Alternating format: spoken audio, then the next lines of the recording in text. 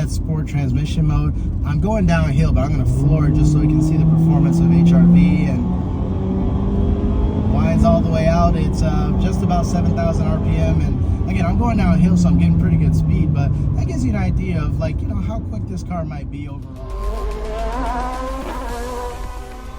Welcome to Drive Culture. I'm Jonathan Rivers, and today we have the 2024 Honda HR-V EX-L. And I'm going to tell you why this is one of the best subcompact SUVs on the market today. So we'll go over the exterior, the interior, the powertrain, and of course, take it for a drive. So if this is content you're after or you're new to the channel, please be sure to click that bell to subscribe to come back for more.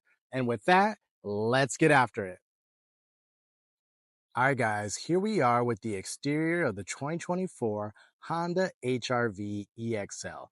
Now, first, let's talk about the HR-V in general. So this is actually the second generation of Honda's HR-V. It actually grew in size, performance, and technology and features. Now, if you remember that first generation HR-V, that was actually based off of an even smaller body and platform, the same one that the Honda Fit used to use. Now, this second generation HR-V, like I said, it grew in size because it went into the same platform that the Civic uses. So that really just makes it a much more upscale and premium vehicle. And you definitely notice it in and out, and especially when you go for a drive, which we'll talk about later. But also, I think not only did it grow in size, but it just really looks good now. I really like the design of HR-V.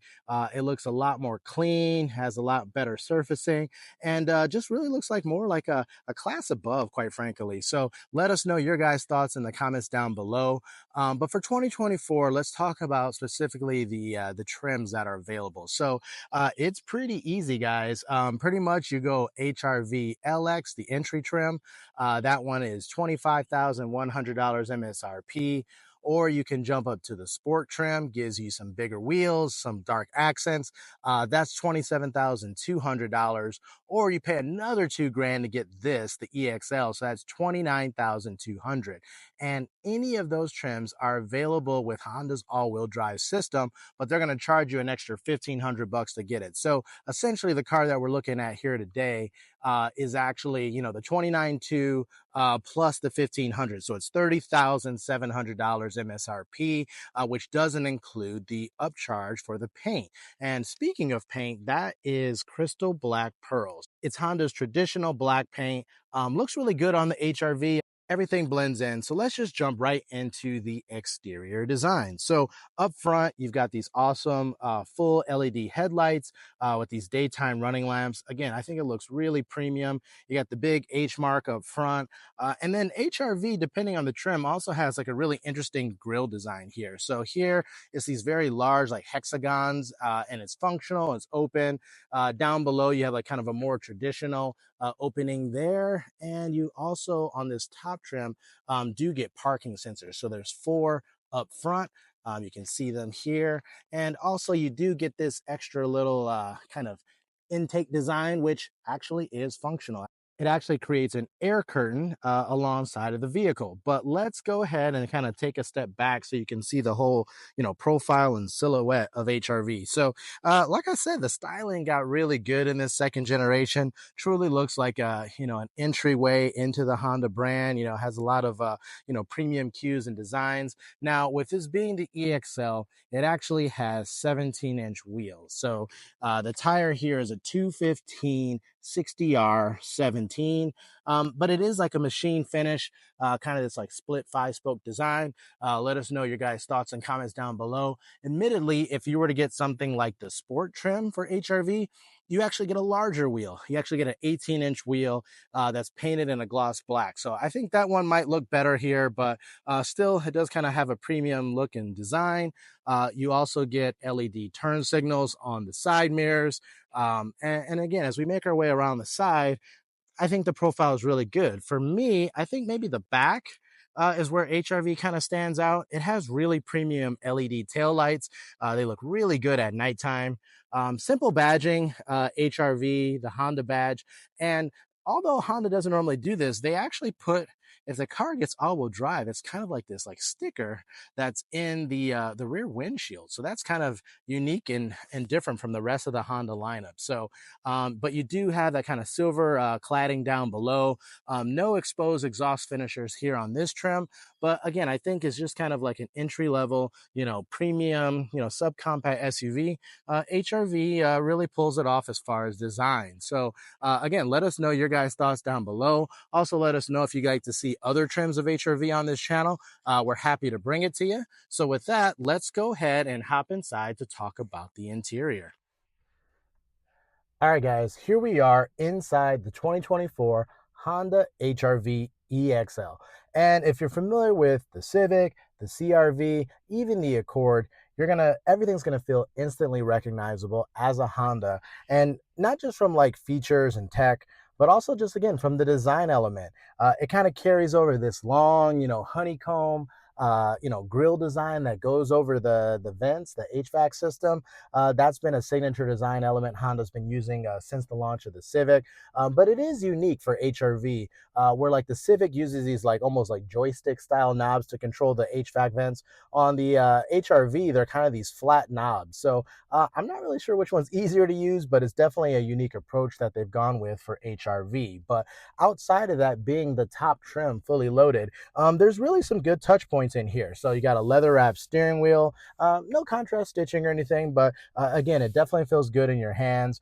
But even up here on the dash, like this component here is kind of like a soft padded material with that same leather finish.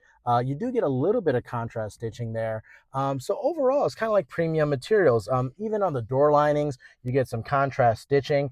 And really, it's just about like where you touch things. So like where you rest your elbow on the door, also the center console, everything's very like nicely padded in this car. So it just gives this sense of kind of like, again, a little bit higher class vehicle, a little bit more premium vehicle. But here you kind of have this large, almost like, it's not a floating concept here, but you do have a little bit of space back here where you could store some things. There's a little bit of a rubberized pad here, but as we look up here, you do have on the EXL, you have a USB-A port, which is for data.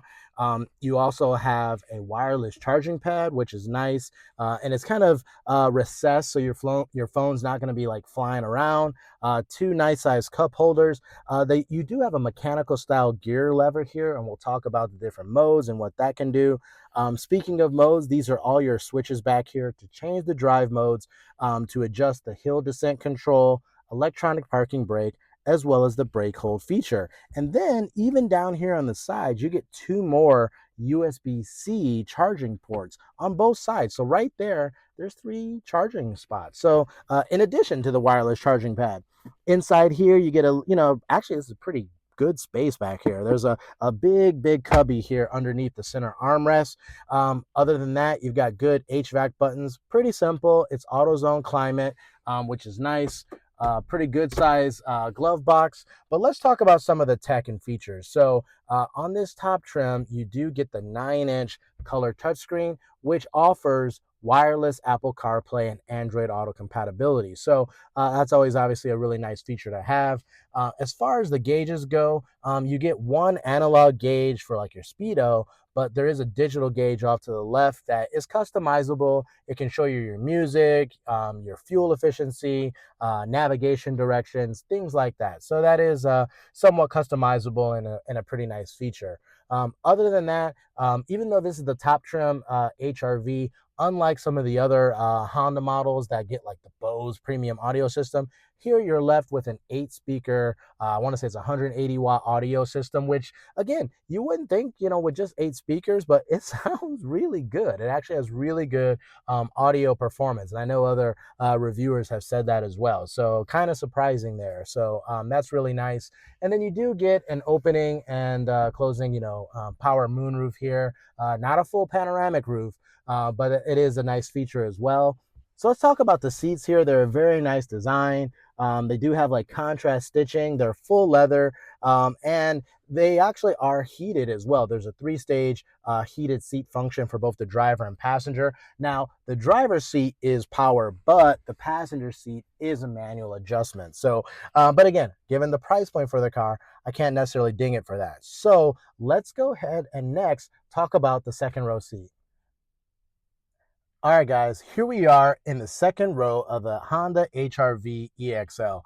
And admittedly, I'm sitting right back where my driver position would be. So it's a pretty good, there's a lot of space back here. I have actually quite a bit of knee room. I have really good headroom. In fact, the roof kind of like curves up to give someone that's probably even taller than me. And again, I'm about 5'10". I think you could probably even be almost 6 foot tall and actually have pretty decent headroom back here. There's good seat positioning, right? So you have a lot of shoulder room here. You don't feel cramped at all, despite this being a compact size SUV. You do get pretty basic materials, but some of that leather with the contrast stitching does carry over to the rear door lining, which feels nice. But you do have kind of like the plastic speakers on the door. You do get the leather surface seating, which is nice. Back here, though, there's no vents, there's no controls, there's no connectivity. There is this kind of little pocket. I guess you could put something in there. And you do get one mat pocket behind the seat, not on the driver's side. As we look, there's no pull down armrest either, but there is a seatbelt anchor, and you technically could fit 5 adults back here. It might be a little bit tight, but you can see we do have a booster seat in here, and that's actually a pretty good position for the passenger seat. So you can see how much space would be if you decided to have children back here as well. And of course, I think even a rear facing child seat, you would have plenty of space, not only for your child, but for someone sitting up in the passenger seat there. The last thing is kind of just a little quirk is that the lights in HR-V, they're kind of like these touch sensors, and you kind of just like tap it to turn the lights on and off. So that's kind of an interesting feature. So with that, next, let's go ahead and talk about the cargo space. All right, guys, let's go ahead and check out the cargo space of the Honda HR-V. So again, there's no power tailgate, not at this price point, but it's pretty easy. Just a quick pull and it opens right up. So there's really good space back here.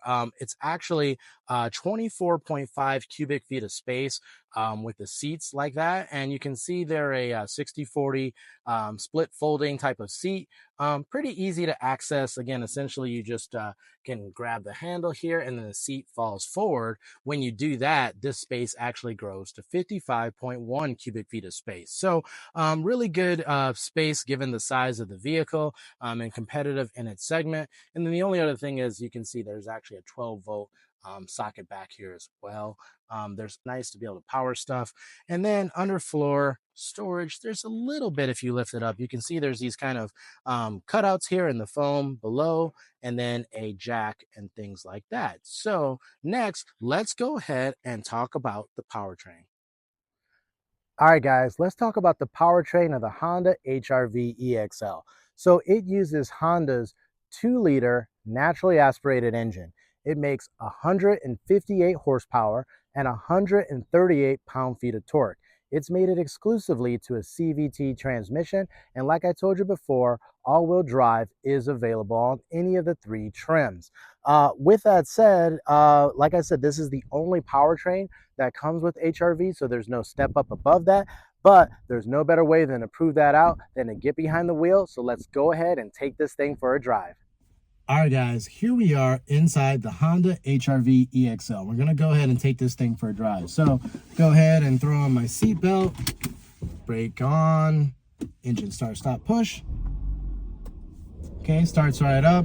It does show you the kind of little animation there. The analog needle kind of spins around, the digital one does. So little fanfare there to get things started. So with that, we'll go ahead and take off. We're gonna drive in the normal drive mode, and we'll talk about each one, how it changed the characteristics, and really show you if there's any difference. Now, one of the things is that just actually go ahead and turn here. You'll notice right off the bat, and we talked about this in the interior, is that I think what might surprise people is like the car is really nice. It feels really premium. So driving, you know, on this road here, again, admittedly, it's pretty smooth pavement. There's very good ride comfort. There's very good NVH, so again, you know, how quiet and comfortable the cabin is.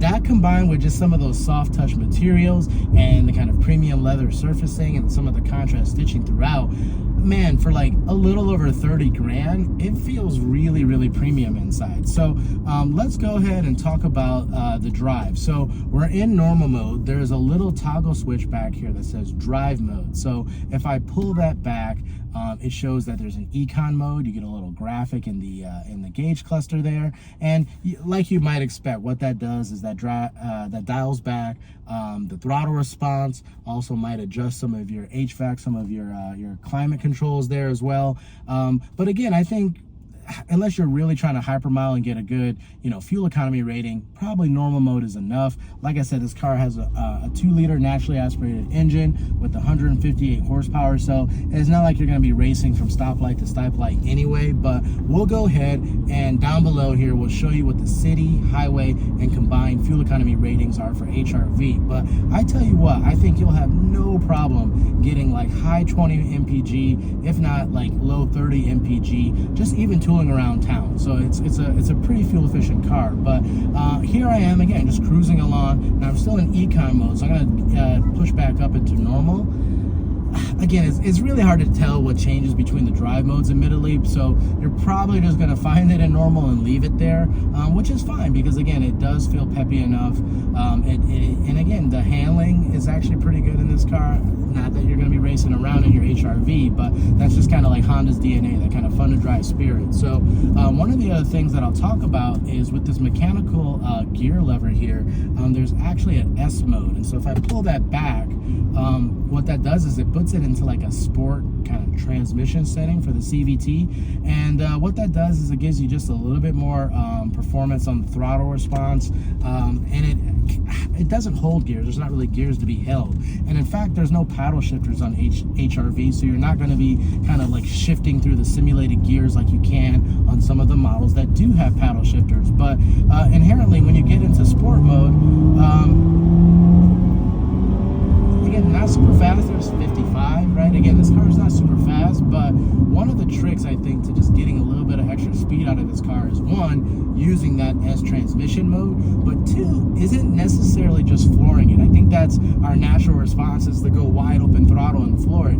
Actually, the key to this is like getting it to like almost 4,000 RPM, because that's where like most of the power is in the band. And because it's a CVT, if you kind of modulate the throttle, it's very easy to keep it there, right pegged at 4,000 RPM, and then you really start to feel the momentum build. I mean, it's definitely like a momentum car, right? That naturally aspirated engine, but that's where you're actually probably going to see the best performance in HR-V. So I think that's pretty good pickup. Again, we'll go ahead and floor it there again, but like I said, other than a little bit of engine drone and noise, you're not getting a lot of performance out of it. It's just not what this car is meant to be. But we'll go ahead and click it back into D, and instantly you hear the RPMs fall, and the car kind of goes back to how it normally is supposed to drive.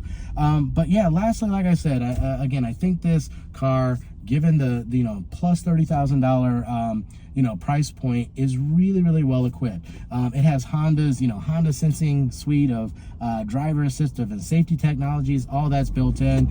You've got, like I said, Sirius XM, CarPlay, Android Auto. You know, you've got a moonroof. Pretty good features, all things considered. So that's my thoughts. Let us know what you guys think down in the comment below. Does this have enough power? Does it have the right features and design given its $30,000 price point? Let us know down in the comments below. And also let us know if you guys want to see other HR-V trims on this channel, even like the entry LX trim or the sport trim as well. We're happy to bring it to you. So with that, we'll go ahead and wrap up this drive video. All right, guys, that's a wrap. What did you think of the 2024 Honda HR-V EX-L? Is it the right size, the right price? Does it have all the features and technologies you're looking for? Or are you going to consider something bigger like maybe the CR-V, or jump all the way up to something like the Honda Pilot? Let us know your guys' thoughts and comments down below. And again, if you've joined us before, thank you so much. But if you're new to the channel, please be sure to click that bell to subscribe to always come back for new content. Thanks, and we'll see you at the next episode.